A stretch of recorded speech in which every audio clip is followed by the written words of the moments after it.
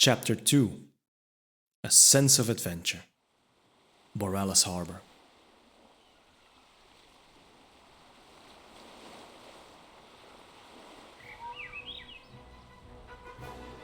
A few days later, early morning, I made my way down to the Borealis Harbor, where I found a ship I felt certain must be the Alliance trading vessel.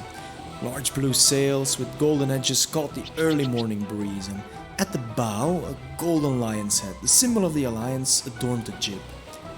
I settled down on an empty trading cart that offered up a good view of the dock and waited. Sitting there, underneath the vaulted roof and stone arches that made up the walkway along the harbor, a sudden pang of anxiety set in as I realized I was looking at the bustling docks, possibly for the last time. Dreaming of adventure was one thing, stepping foot into one quite another. Many merchants were just now setting out their wares on stalls or blankets, and a few citizens looking to make an early start were ambling about. Two heavy-set harbor guards, with their Proudmoore tabard and mighty pole armor, fighting off sleep, the weight of their heavy golden-adorned plate armor weighing down on them after a long night shift. Good day to you, one said, warming his hands on one of the many braziers around. It didn't sound all too sincere. Still, I smiled at the familiar greeting. Leaving Borealis somehow felt different than living there.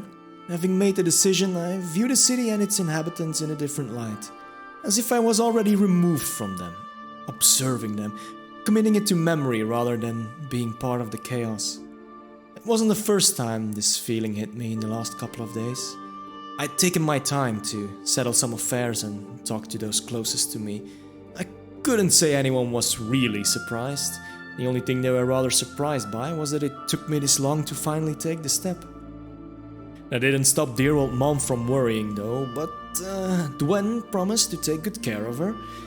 I found myself appreciating the man even more as I realized that even though he might be the first thing away from adventure himself, it was only because of him that I would be able to chase mine freely and leave home. It really was that, in the end.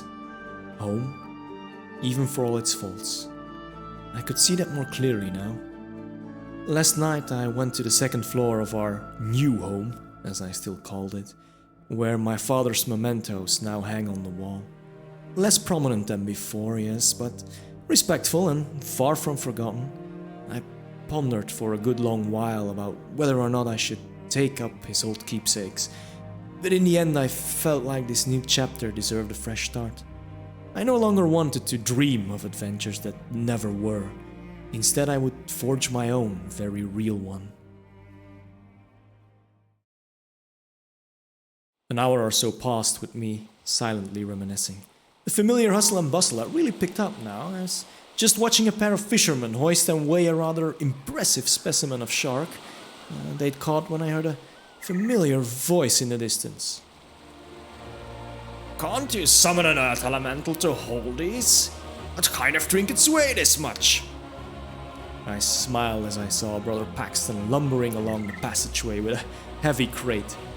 In his wake followed a group of people and carts, which I could only assume were the shaman and soldiers he was traveling with. Many of the soldiers bore the same lion symbol on their tabard or belt as I had spotted on the ship's sail, and the shaman among them were colorful characters, to say the least. Varied races and demeanor, but all their outfits symbolized their connection to nature or the elements in some way. They were too busy to pay me any attention, so I waited for Brother Paxton to start his struggle up the heavy ramp to the ship, and then shouted, "You looking to bring back that Tirigard sharp? Or just a stunning collection of molds? Because at that pace..." Brother Paxton startled, dropped the crate halfway up the ramp, lost his balance, collected himself, and then looked up with a wide smile. Well, look who's out and about. Wesley having you out collecting fine vintages again so you can steer them away from the cellar? Or are you just coming to say goodbye? Neither, I smiled. Actually, I was hoping to join you in Northshire Valley. If you'll have me. I'd like to do some good for the people there. Help where I can. If that be alright, of course. Son. A twinkle appeared in his eyes as he said it. We'd be delighted. Then, with a mischievous smile, he said, I'll put you in the ledger as aid from the monastery. I believe we have some space next to the crates listed as questionable meat. Make sure you eat it before it eats you. I see your exceptional sense of humor doesn't only come out after a couple of drinks. Afraid not. Come on, help me unload these supplies and we'll get you settled, shall we?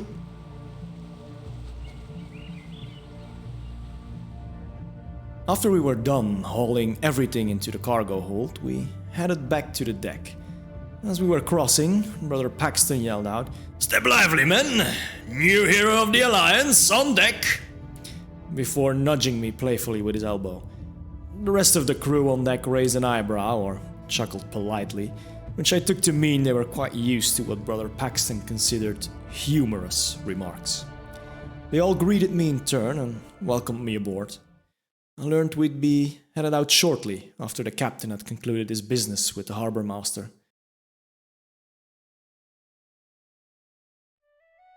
Minutes later, we weighed anchor and we were headed for open seas. I watched from the stern as the harbor grew ever smaller. First the people, then the buildings, until finally I could only make out the outline of the huge city wall, its guard towers protecting the sound and the looming keep behind them. I felt a reassuring hand on my shoulder. I'm glad you're with me for this return journey, Flynn. The soldiers talk of war and the past horrors. There'll be enough of that in all our futures, I'm sure. The shaman, well, there's only so many stories about the primordial plane I can stomach on a single boat ride. But you know the stories that stay with me the most? Having pumpkin pie with a farmer whose crops we saved another on. Sitting by a fire, sharing a keg of mead with a group of stout bronze-beard dwarfs after protecting their caravan, or sharing a new journey with a friend. He squeezed my shoulder reassuringly. It's not the evil we face that makes for great adventure. It's the people we meet along the way. You have quite the story to tell the very next time you make port in Morales. Come, I've got a pot of tea brewing below deck. Let's get you warm and settled in.